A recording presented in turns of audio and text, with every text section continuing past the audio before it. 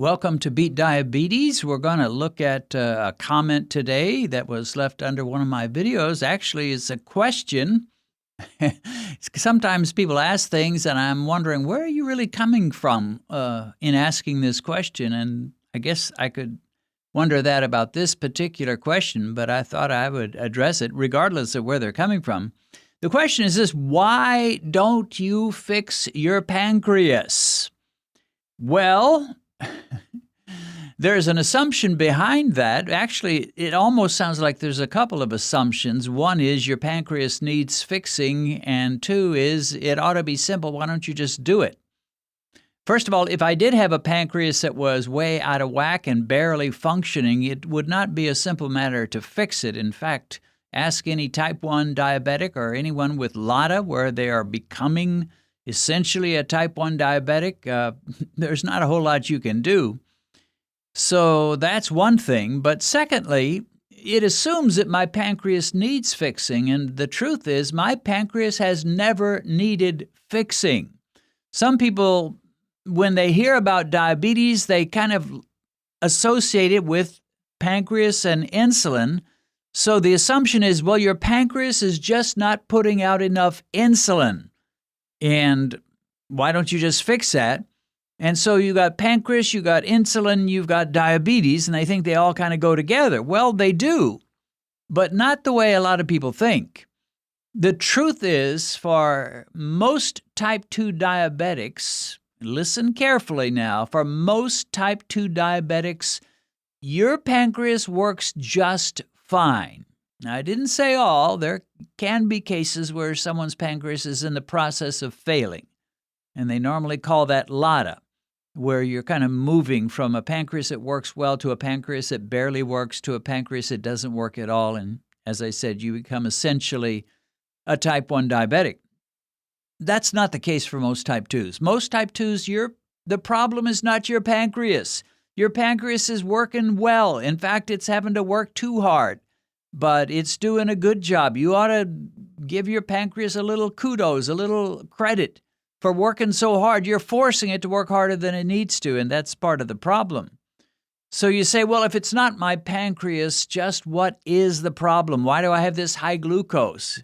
It seems like my pancreas isn't putting out enough insulin. No, your pancreas is putting out plenty of insulin. Mine has certainly been an overreactive pancreas. It put out all kinds of insulin. That's why I had bouncing blood sugar, jumping up way too high, dropping down way too low. Your problem for most type 2 diabetics is something called insulin resistance, which means even though your pancreas is working well, putting out plenty of insulin, in fact, it's probably putting out twice as much, 3 times as much, maybe 4 times as much insulin as it did 20, 30 years ago. Even though it's putting out plenty of insulin, your body doesn't respond to insulin very well any longer. And you become insulin resistant, which means, yeah, you've got the insulin, but your cells are resisting allowing the insulin to do its job.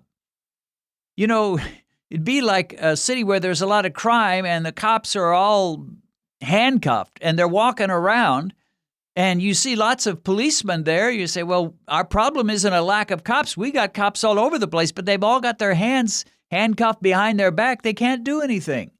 So it doesn't matter. You say, well, we're going to increase the number of police on our streets, and instead of having 50 in our town every day, we're going to have 100. Well, if they've all got handcuffs tying their hands and they can't possibly fight crime and fight the bad guys, then it wouldn't matter if you double, triple, quadrupled your number of police.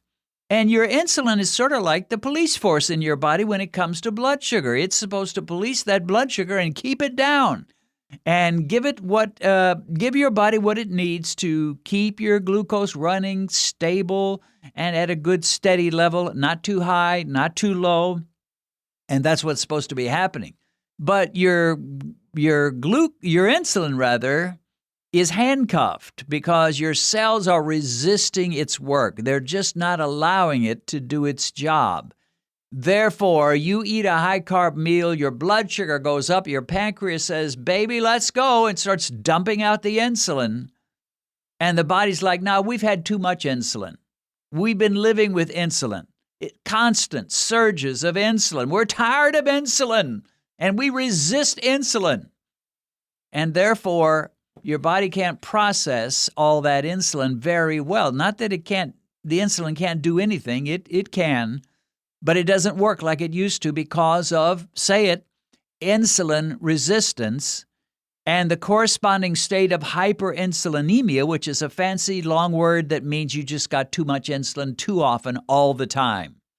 You're supposed to have a little bit of extra insulin after a meal, and that insulin is going to bring your glucose down. You're not supposed to have boatloads of it, oceans of it. Of course, I'm exaggerating, but too much. So one of the tests that can determine if you've got metabolic issues is, what's your insulin looking like? And they do a fasting insulin test, and it will tell you, you've got way too much insulin going on in your body. And so the question, why don't you fix your pancreas, is hardly relevant to most, didn't say all, but to most type 2 diabetics. Your pancreas does not need fixing. Your diet needs fixing, and you may have a lot of fat on your liver and fat in your pancreas rather, and that may need fixing. But your pancreas probably does not need fixing. In fact, it's almost a negative a negative issue when you say, well, I'll just take more insulin. And I'll take pills to force my pancreas to put out more insulin. I'll inject more insulin. It'll be insulin here, insulin there, here, and insulin there, and insulin everywhere, and insulin. And you're just making your body more insulin resistant the more insulin you take. Instead of trying to just take the most possible insulin you ever could, how about creating a situation in your body where your pancreas can take a little rest and not need to put out much insulin? When you eat a salad with some low-carb dressing on it, and maybe a piece of chicken or a hamburger patty or some fried fish, and you eat that kind of a meal which has very few carbs, and what carbs are there? They're not that many, and they are gentle, and they don't release quickly. They just don't do much to your blood sugar. When you give yourself that kind of a metabolic vacation, your pancreas doesn't have to put out so much insulin. It actually becomes stronger, and your body starts eventually to becoming insulin sensitive instead of insulin resistant. Now, in my case, I had something most of you have not had, which was reactive hypoglycemia, which meant I had high blood sugar and low blood sugar. And what that means typically is your pancreas is just going way overboard. It's highly reactive, and just like some people are reactive, they're born overreactors. And so some person may do some little thing that nobody else would notice, and they're offended and they're screaming and getting red-faced and ready to punch you in the face. They're overreacting. And in my case, my pancreas was overreacting. I'd eat a high-carb meal, and it would just start dumping insulin.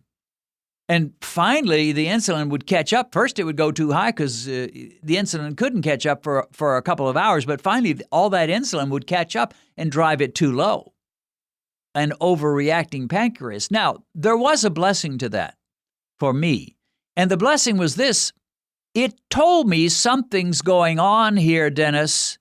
That plus the fact that my mom had diabetes and had both of her legs amputated. I put those two things together. Overreactive pancreas, and blood sugar bouncing up, bouncing down, plummeting, rising. That plus my mom's situation that I could easily remember. I'm like, boy, I've got trouble. That was a warning. Now, some of you have had no such warning. You've never had that overreacting pancreas. So when your blood sugar is running 250, 300, you don't even feel too much. Now, some people do, but some don't. So you're thinking, well, I'm doing just fine. And there are a lot of people, sad to say, there are a lot of people that when their doctor tells them you're a type 2 diabetic. You've got an A1C of 8, 9, 10, 12. When their doctor tells them that, it's the first they ever considered it. They never even thought of it. And they maybe thought they had some other issue, but they never even thought about diabetes because they had elevated insulin, elevated glucose, but there were no symptoms. For me, there were symptoms. And that hypoglycemic episodes that I was facing, those were the symptoms. And I started testing my blood sugar, and lo and behold, sometimes it's way too high, sometimes it's way too low. So in a way, it was a blessing. It was a good thing. It's plus that not only did it inform me I was headed for diabetes, it motivated me because it's the scariest thing in the world, at least it was for me. When you're about to pass out, especially if you're in a public place, if I'm going to pass out at all, I don't mind it as much if I'm at home as when I'm in church or when I'm out in the grocery store. And I passed out at church one time. And they tested my blood sugar, and it just read, the glucometer just read LO, low, which means it was probably below 40. So it was a tremendous motivator. I hated, and I had many, I only passed out once, but I had many times where I felt like I was about to pass out. And I was getting shaky and just feeling that weird feel. After a while, I identified it's like, yep, my blood sugar is low. Now, you don't normally feel that when your blood sugar is high. You don't normally feel too much. Some may. But I never did, really. But boy, I felt it when it was low. And it motivated me. Number one, I didn't want that feeling. And number two, I knew I was headed for diabetes, if not there. And boy, that's when I did some praying, did some research, changed my diet, and by God's grace, fixed things. So the question, why don't you fix your pancreas, Dennis? Not really relevant. My pancreas works just fine. Thank you very much. If you've been helped by this Beat Diabetes channel, consider making a financial gift to us through the link in the description. We have created hundreds and hundreds of videos to give you the tools to beat diabetes. It's a lot of work, and we've spent significant money in purchasing equipment so that our videos would be high quality. We see this work as a ministry, and it is our desire to break the chains of diabetes over your life and the lives of many other people throughout the world. If you can afford it, your financial gifts mean a lot to us and bless Benedict and me in a big way.